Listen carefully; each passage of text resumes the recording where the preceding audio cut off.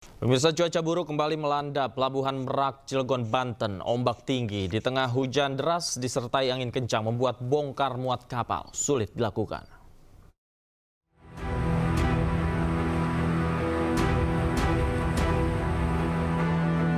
Hujan deras kembali mengguyur kawasan Pelabuhan Merak, Cilegon, Banten, Rabu malam. Cuaca ekstrim di Selat Sunda diikuti dengan gelombang tinggi, mengakibatkan pemindahan mobil dari kapal ke pelabuhan maupun sebaliknya terganggu. Proses bongkar muat pun terlambat dari jadwal normal, sehingga banyak kendaraan yang tertahan di lahan parkir. Nah, ini macet dari kapan sih ini? Dari siang, Mang. Dari kemarin siang juga sih.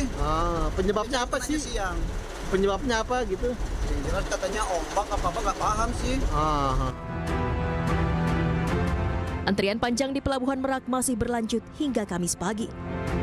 Pihak ASDP memastikan antrian kendaraan di tengah cuaca ekstrim telah diantisipasi dengan koordinasi antar 3 pelabuhan besar, yakni Pelabuhan Bandar Bakau Jaya atau BBJ di Bojonegara, Pelabuhan Ciwandan, serta Pelabuhan Merak untuk memperlancar penyeberangan ke Pulau Sumatera.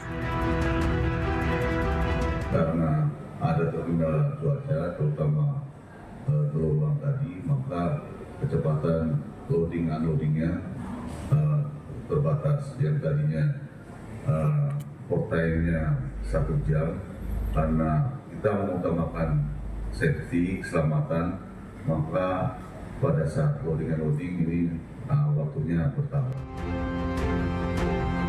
Mengantisipasi cuaca ekstrim yang diprediksi masih akan berlanjut hingga akhir Desember 2024 di momen libur Natal dan Tahun Baru, Pelabuhan Merak telah menyiapkan kantong parkir yang dapat menampung hingga 6.000 lebih kendaraan. Dari Cilegon, Banten, Iskandar Nasution, iNews melaporkan.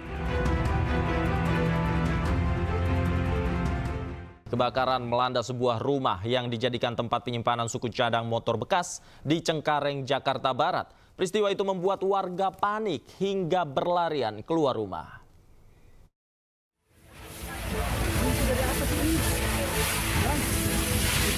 Musibah kebakaran terjadi di permukiman padat penduduk di Jalan Galunggung, Cengkareng, Jakarta Barat.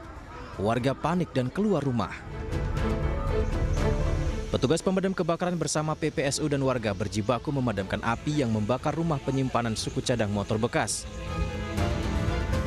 Saat peristiwa terjadi, rumah dalam keadaan kosong karena pemilik tidak tinggal di rumah tersebut. Menurut warga, sebelum terbakar terdengar ledakan cukup keras dari dalam rumah yang diduga kuat dari drum oli yang berada di dalam rumah. Itu asapnya kita ngeliat dari belakang, dari dapur. Kemudian datang lagi ada dari belakang rumah dia yang kebakar itu, bilangin ada kebakaran. Akhirnya kita ambil alih, ngambil apar di RW 10, ada 2 dulu kita keluarin yang gede, ambil lagi 4 lagi yang kecil. Kebakaran berhasil dipadamkan 1 jam kemudian setelah 16 unit mobil pemadam kebakaran Jakarta Barat diturunkan ke lokasi. Dugaan sementara kebakaran di rumah penyimpanan suku cadang motor bekas ini akibat korsleting listrik. Dari Jakarta, Miftahul Gani, iNews melaporkan.